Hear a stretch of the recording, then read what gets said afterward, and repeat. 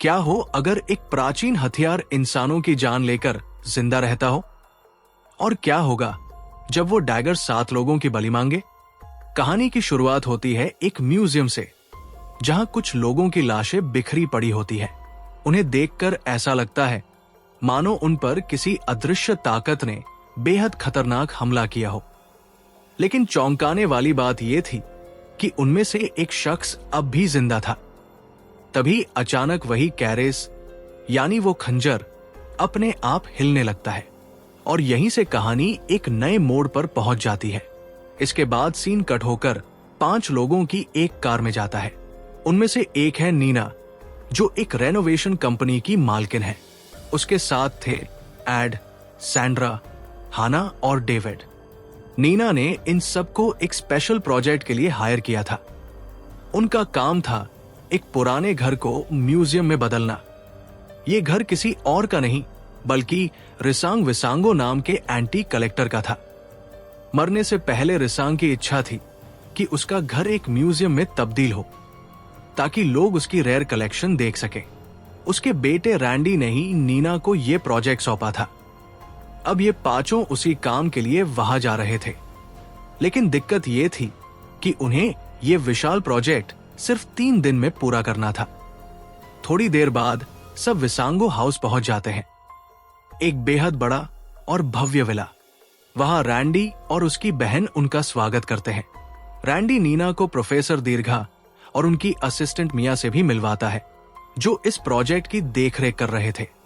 दीर्घा हिस्ट्री के प्रोफेसर थे, इसलिए घर और उसकी कलेक्शन के बारे में गहरी जानकारी रखते थे। इसी दौरान हाना, एड और डेविड को एक परछाई नजर आती है। तभी एक बूढ़ी औरत उनके सामने आ जाती है। वो सब डर जाते हैं, लेकिन डेविड बताता है कि वो घर की नौकरानी है।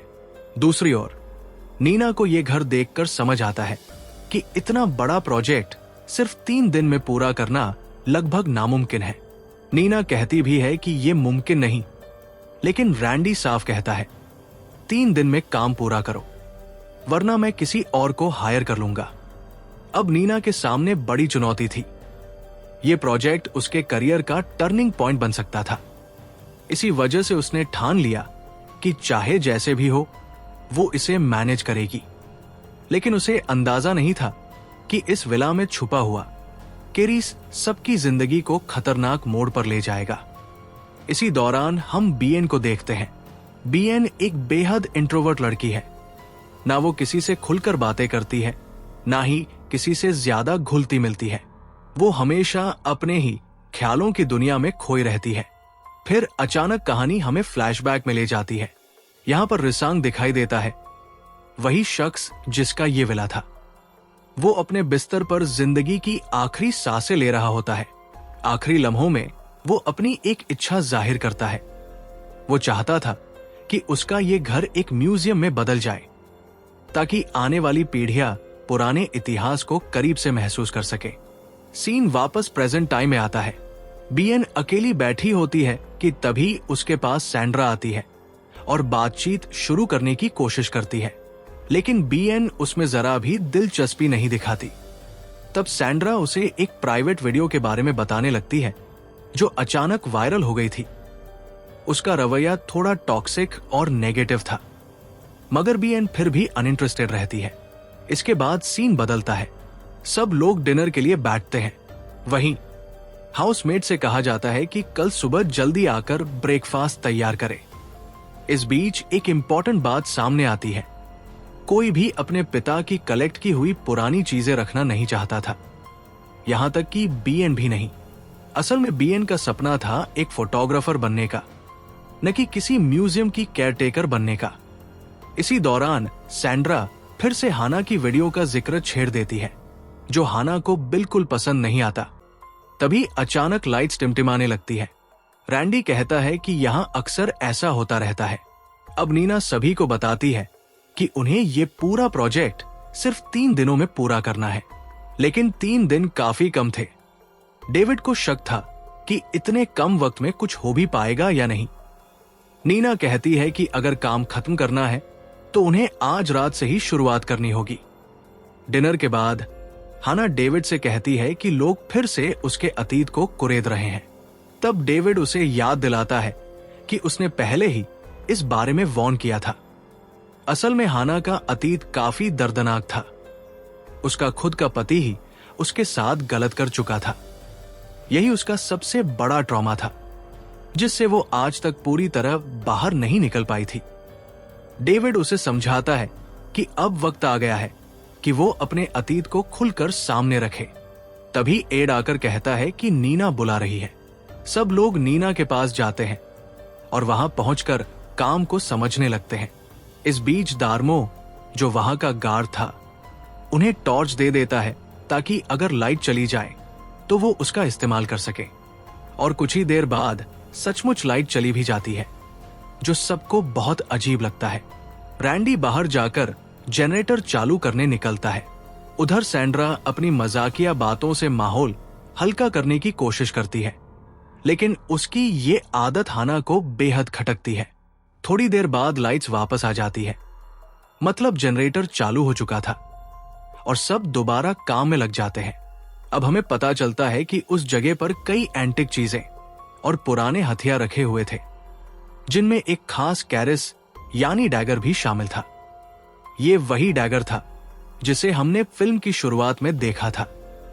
सैंड्रा कहती है कि उसने सुना है कैरिस जैसे पुराने हथियारों में रहस्यमयी शक्तियां छुपी होती है। ये सुनकर हाना उसे बकवास बंद करने को कहती है, लेकिन सैंड्रा ताने मारने से बाज नहीं आती और हाना के अतीत पर कमेंट कर देती है। इस बार वो हद पार कर चुकी थी। डेविड को गुस्सा आ जाता है और वही दोनों की लड़ाई हो जाती है। लड़ाई के दौरान डेविड धक्का खा जाता है और बुकशेल्फ हिल जाती है। तभी वहां एक छुपा हुआ रास्ता खुल जाता है। ये देखकर नीना रैंडी से पूछती है, लेकिन रैंडी खुद पहली बार ये देख रहा था। उसे भी नहीं पता था कि उसके पिता ने इस हवेली में सीक्रेट रास्ते या चेम्बर्स बनाए थे। सब लोग मिलकर उस रहस्यमयी रास्ते के अंदर जाने का फैसला करते हैं। अंदर जाते ही उन्हें एक बड़ा सा कमरा दिखाई देता है, जिसमें और भी कई अजीबोगरीब स्टैच्यूज रखे थे। उसे देखकर सैंड्रा मजाक में कह देती है, ये तो हॉन्टेड रूम लगता है। हाना रैंडी से इसके बारे में पूछती है, लेकिन उसे भी कोई जानकारी नहीं थी। तभी मयांक को वहां एक चौकोर नींव मिलती है, जिसमें पल्लव लिपि में कुछ लिखा हुआ था। मयांक उसे पढ़कर समझाती है कि बहुत समय पहले जंगला नाम का एक राज्य हुआ करता था, लेकिन युद्ध के कारण वो राज्य पूरी तरह नष्ट हो गया और उसका अस्तित्व तक मिट गया। फिर 1970 में एक खुदाई के दौरान एक रहस्यमयी रेलिक मिला था, लेकिन वो अचानक गायब हो गया और अब वही रेलिक उनके सामने रखा था, जो और कुछ नहीं बल्कि यही स्टैच्यू था। इसी बीच जब सब बातें कर रहे थे, सैंड्रा वहां रखा कैरिस उठा लेती है। जैसे ही वो उसे छूती है, उसकी उंगली कट जाती है। लेकिन अजीब बात यह थी कि उस कट से उसकी उंगली धीरे धीरे सड़ने लगती है। सैंड्रा डरावने हेल्यूसिनेशन देखने लगती है और उसे एक बूढ़ा आदमी दिखाई देता है। वो घबराकर प्रोफेसर से पूछती है, क्या रेलिक सच में श्रापित हो सकते हैं? प्रोफेसर जवाब देते हैं, कैरिस इसका सबसे बड़ा उदाहरण है। जिन्होंने ये डैगर बनाए थे, उनका मानना था कि इसे इस्तेमाल करने वाले को हमेशा सकारात्मक परिणाम मिलेगा। लेकिन हर शक्ति का एक दूसरा पहलू भी होता है। दीर्घा सबको समझाने के लिए एक पुरानी कहानी सुनाता है। ये किस्सा उस समय का है जब साहा जंगाला राजा बना था। वो कादरी से युद्ध कर रहा था, लेकिन जीतने के लिए उसे अपार शक्ति की जरूरत थी। इसी वजह से उसने सभी कैरिस निर्माता को बुलाया ताकि वो एक ऐसा डैगर बना सके जिसमें अकल्पनीय शक्ति हो। लेकिन तभी अजीब घटनाएं होने लगी। सैंड्रा पर अचानक बुरी आत्मा का कब्जा हो गया। कमरे की लाइट्स तेजी से फ्लिकर करने लगी और सैंड्रा पजेस्ड अवस्था में बोल उठी कि उन कैरिस बनाने वालों को जबरदस्ती ऐसा डैगर गढ़ने पर मजबूर किया गया था जिसमें असली शक्तियां कैद थी। उसी दौरान उसके मुंह से काला तरल निकलने लगा और लोग घबरा गए। वो लोग उसे संभालने की कोशिश करते हैं, मगर अचानक लाइट्स तेजी से ब्लिंक करने लगी और सैंड्रा रहस्यमय तरीके से गायब हो गई।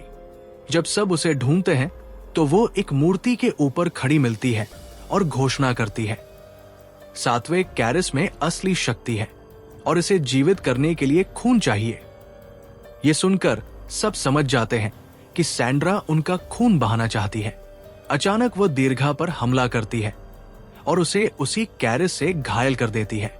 लोग डरकर इधर उधर भागते हैं। मौका पाकर सब दीर्घा को उठाते हैं और वहां से निकलने की कोशिश करते हैं, मगर सैंड्रा उनका पीछा करती है। रैंडी दरवाजा बंद करना चाहता है, लेकिन सैंड्रा अपना हाथ दरवाजे में फंसा देती है। सब दौड़ते हुए मेन एंट्रेंस पर पहुंचते हैं। रैंडी पासवर्ड डालने ही वाला था कि सैंड्रा आकर नीना को दरवाजे पर पटक देती है, जिससे पासवर्ड मॉनिटर टूट जाता है। डेविड उस पर हमला करता है, लेकिन उसका कोई असर नहीं होता। सैंड्रा उसे दूर पटक देती है। लगता था जैसे डैगर की सारी भयानक शक्ति उसके अंदर समा चुकी है। फिर रैंडी एक पुराना एंटीक भाला उसके आर पार कर देता है। सबको लगता है कि अब सब खत्म हो गया है, लेकिन सैंड्रा वह भाला अपने अंदर से खींच निकालती है। डर के मारे सब अलग अलग दिशाओं में भाग जाते हैं। नीना, हाना और मयांग एक तरफ छिप जाते हैं, जबकि घायल दीर्घा, रैंडी, डेविड और बीएन दूसरी ओर चले जाते हैं। तीनों लड़कियां किचन में छिपती हैं, लेकिन सैंड्रा उनका पीछा करती है। वहां वो बर्तनों और चीजों को हिलाने लगती है। घबराकर लड़कियां वहां से भागती है, लेकिन सैंड्रा दीर्घा को पकड़ लेती है। फिर वो उसके चेहरे की खाल और उसके अंगों को बेरमी से निकालने लगती है। ये खौफनाक नजारा एड देख रहा था, जो अब भी किचन में छिपा हुआ था। इधर डेविड, रैंडी और बीएन एक कमरे में पहुंचते हैं। वहां डेविड गुस्से में रैंडी से लड़ने लगता है और सवाल करता है। रैंडी कहता है कि उसे कुछ नहीं पता। तभी बीएन बीच में आकर बताती है कि उन्हें भी इस जगह और अपने पिता की इस अजीब रुचि से नफरत थी, क्योंकि पहले भी यहाँ कई हादसे हुए थे। रैंडी खुलासा करता है कि सालों पहले इस घर में कुछ चोर और गार्ड्स रहस्यमय तरीके से मारे गए थे। दरअसल मूवी की शुरुआत में जो मौतें दिखाई गई थी वही लोग थे, और उनकी मौत का असली कारण यही डैगर था। उनके पिता ने इस सच को दुनिया से छिपा लिया था। डेविड उससे पूछता है कि अब बाहर निकलने का कोई और रास्ता है क्या। रैंडी बताता है कि यहां आने जाने के लिए केवल एक ही दरवाजा है, और वो भी सिक्योरिटी कारणों से बनाया गया था। तभी बीएन को याद आता है कि दार्मो ने उसे एक वॉकी टॉकी दिया था, लेकिन रैंडी वो कहीं रखकर भूल चुका था। और अब असली डर की शुरुआत यहीं से होती है। दूसरी ओर तीनों लड़कियां हिम्मत दिखाकर वही डटी रहती है। तभी दार्मो बाहर से जनरेटर चालू कर लाइट ऑन करता है, लेकिन उसे बिल्कुल अंदाजा नहीं था कि अंदर क्या भयानक खेल चल रहा है। इसी बीच एड को एक वॉकी टॉकी मिलता है। वो तुरंत दार्मो से संपर्क करता है और मदद मांगता है। तभी उसे आवाज सुनाई देती है। दरअसल एड एक कैबिनेट में छुपा हुआ था और बाहर निकलने की कोशिश कर रहा था। दरवाजा पासवर्ड से नहीं खुला, क्योंकि मॉनिटर टूट चुका था। आखिरकार उसने चाबी से दरवाजा खोला, लेकिन अंदर आते ही सैंड्रा उस पर टूट पड़ी और उसे बेरमी से मार डाला। ये सब एड अपनी आंखों से देख रहा था, लेकिन बेबस था। थोड़ी देर बाद हाना, नीना और मयांग नीचे आते हैं। तभी सैंड्रा दार्मो का कटा हुआ सिर उनकी तरफ फेंक देती है। ये देखकर तीनों डर जाते हैं और डाइनिंग रूम की ओर भागते हैं। सैंड्रा उनका पीछा करती है, लेकिन इस बार तीनों ने तय किया कि अब भागना नहीं बल्कि लड़ना है। लड़ाई में सैंड्रा हाना को पकड़ लेती है और कैरिस से वार करने लगती है। तभी मयांग ने उसे एक फोर्क से वार किया, लेकिन सैंड्रा उस फोर्क को निकालकर नीना को ही चुभा देती है। नीना दर्द से गिर पड़ती है। उसी समय डेविड हाना की चीख सुनकर वहां पहुंचता है। वो सैंड्रा पर कुर्सी से वार करता है और बाकी सब मिलकर उसे डाइनिंग टेबल के नीचे दबा देते हैं। सब भागने लगते हैं। हाना और नीना एक कमरे में छिप जाती है, जबकि मयांग और डेविड रैंडी और बीएन के साथ भागते हुए एक गुप्त रास्ते में जाकर दरवाजा बंद कर लेते हैं। दूसरी ओर हाना दरवाजा ब्लॉक करने के लिए उस पर बुक शेल्फ रख देती है। उधर डेविड और रैंडी के बीच झगड़ा शुरू हो जाता है। डेविड उसे दोषी ठहराता है कि उसी की वजह से सैंड्रा अब इंसान नहीं बल्कि अमर राक्षस बन चुकी है। उसे कितनी भी बार मारो कोई असर नहीं होता। बीएन कहती है कि हमें तुरंत यहां से निकलना होगा, लेकिन रैंडी डराता है कि अगर अभी बाहर गए तो जरूर मारे जाएंगे। तभी उसे मास्टर की याद आती है जिससे यह रास्ता खोला जा सकता है, लेकिन वो चाबी दार्मो के पास थी, यानी पहले उसके शरीर को ढूंढना होगा। बीएन को तभी अपने पिता की पुरानी डायरी मिलती है। उसमें लिखा था कि एक लोहार को कैरिस नाम की खंजर बनाने के लिए बुलाया गया था। उसे पता था कि कैरिस बनाने के बाद उसे मार दिया जाएगा, इसलिए उसने उस खंजर पर श्राप डाल दिया। यह श्राप था, जो भी इस कैरिस को अपने पास रखेगा वो पहले जैसा नहीं रहेगा। उसके अंदर बुराई घर कर जाएगी, खून की प्यास जागेगी और हर मौत के बाद उस खंजर पर एक नया निशान उभर आएगा। यह सिलसिला तब तक चलता रहेगा जब तक खंजर 7 लोगों की जान न ले ले। उसके बाद ही खंजर वापस सामान्य होगा। उन्हें समझ आ गया कि जंगाला के राजा ने ही यह खंजर बनवाया था और फिर लोहार को खत्म करवा दिया। यही कारण था कि जंगाला साम्राज्य का अंत हो गया, क्योंकि यह खंजर लोगों को आकर्षित करता था और हर बार 7 लोगों की बलि लेता था। अब तक इस घर में भी वही पैटर्न चल रहा था। पहली मौत दार्मो की हो चुकी थी और जब चोरी हुई थी तब भी गार्ड्स और चोरों को मिलाकर 7 लोग मारे गए थे, यानी मौत का ये खेल अभी खत्म नहीं हुआ था। अब इसी बीच डेविड को याद आता है कि हाना तो खतरे में है, इसलिए वो जल्दी से उसको बचाने के लिए निकल जाता है। तभी हम हाना और नीना को देखते हैं कि वो बिस्तर के नीचे छुपे हुए थे कि तभी सैंड्रा आकर नीना को देख लेती है और उसे बाहर निकालकर कई बार स्टैब करके उसे खत्म कर देती है, यानी कि दूसरी लड़की खत्म। इसके बाद हम कैरिस के अंदर एक कर्व आता हुआ देखते हैं। हाना किसी तरह से वहां से बाहर निकलने की कोशिश करती है, लेकिन गलती से उससे आवाज हो गई थी। इसी बीच डेविड वहां पहुंच जाता है और वो हाना को अपने पीछे छुपा लेता है। इसके बाद वहां पर बाकी के लोग भी आ गए थे। वो लोग सैंड्रा से बच रहे थे कि इसी बीच सैंड्रा डेविड को स्टैब कर देती है और फिर बीएन के हाथ पर एक कट मार देती है, लेकिन ये लोग उससे लड़कर उसका कैरिस गिरा देते हैं और रैंडी उस कैरिस को उठा लेता है और वो लोग वहां से भाग जाते हैं। डेविड, हाना, मयांग और बीएन सीढ़ियों के नीचे छिप गए थे और अच्छी बात ये थी कि डेविड को ज्यादा चोट नहीं आई। तब मयांग बताती है कि जो उस कैरिस से हर्ट हुआ है उस पर कैरिस का श्राप आ चुका है, मतलब कि बीएन भी सुरक्षित नहीं थी, यानी कि खाली इस कैरिस या फिर डैगर को उठाने से श्राप नहीं लगता है। अगर वो कट भी हो जाएगा तो भी उस पर श्राप चढ़ जाएगा। खैर, अब उनको कोई रास्ता ढूंढना पड़ेगा जिससे कि ये श्राप खत्म हो सके। वो सोचते हैं कि क्या हो अगर वो सैंड्रा को 7 लोगों को मारने से पहले ही खत्म कर दे, शायद उससे ये सब बच सकते हैं। लेकिन सैंड्रा पर किसी भी चीज का कोई असर नहीं हो रहा था और तब उनको ध्यान आता है कि बिना कैरिस के सैंड्रा वीक हो जाती है, मतलब कि अगर कर्ज कैरिस से शुरू हुआ था तो खत्म भी उससे ही होगा। लेकिन इन सबसे पहले उन्हें मास्टर की चाहिए थी ताकि ये लोग यहां से निकल सके, क्योंकि यही ज्यादा इजी ऑप्शन था। अब मयांग और मास्टर की को ढूंढने के लिए लिविंग रूम में जाते हैं। दूसरी ओर रैंडी छुपते छुपाते आगे बढ़ रहा था और वो कैरिस उसी के पास था। तभी उसको एड मिलता है और वो एड को अपने साथ रख लेता है। अब उन लोगों को मास्टर की ढूंढनी थी, लेकिन सैंड्रा उनके पास आ गई थी।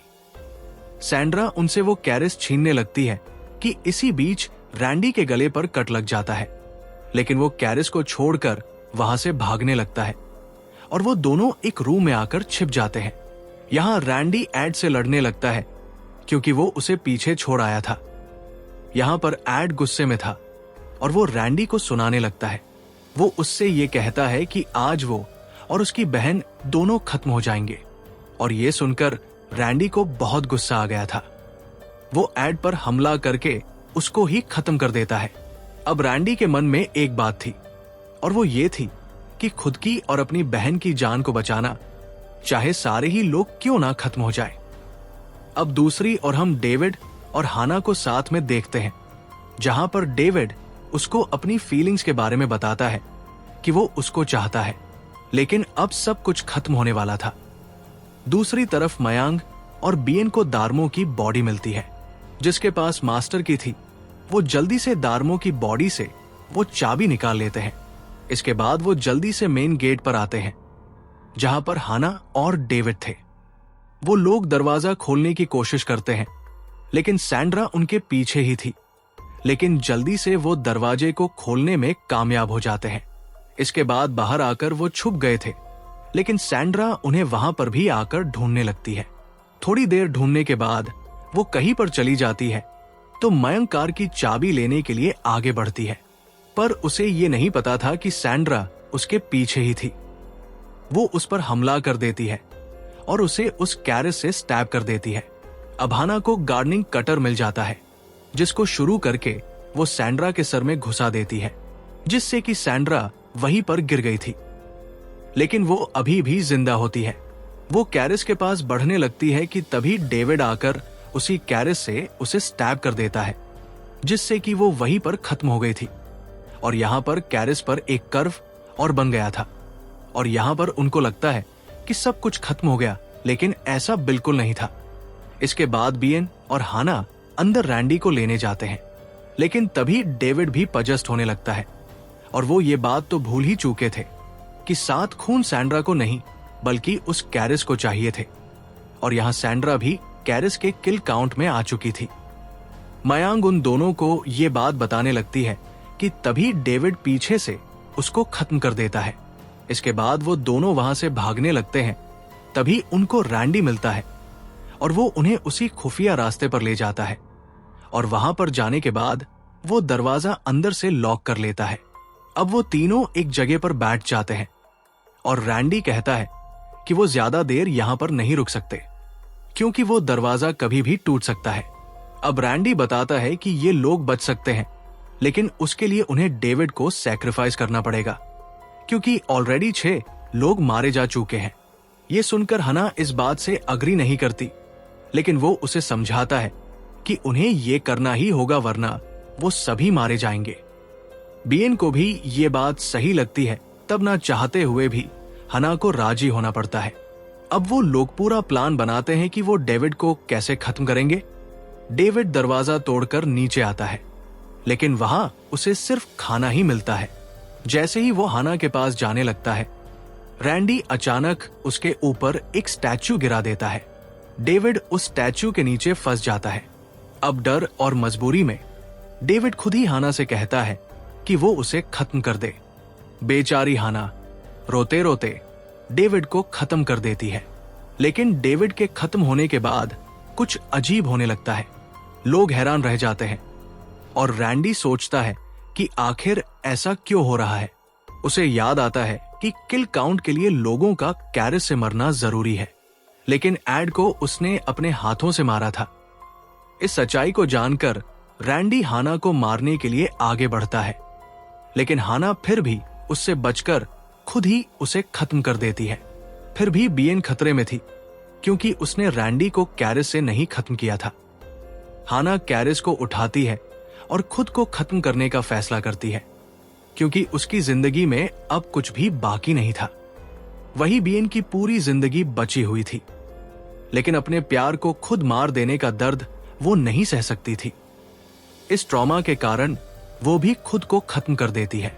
हाना के खत्म होते ही कैरिस एकदम सामान्य हो जाता है। बीएन अपने भाई के खत्म होने का दुख मनाती है और कैरिस को लेकर ऊपर बैठ जाती है।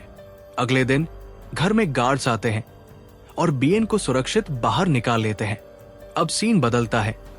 वो घर म्यूजियम में बदल चुका था।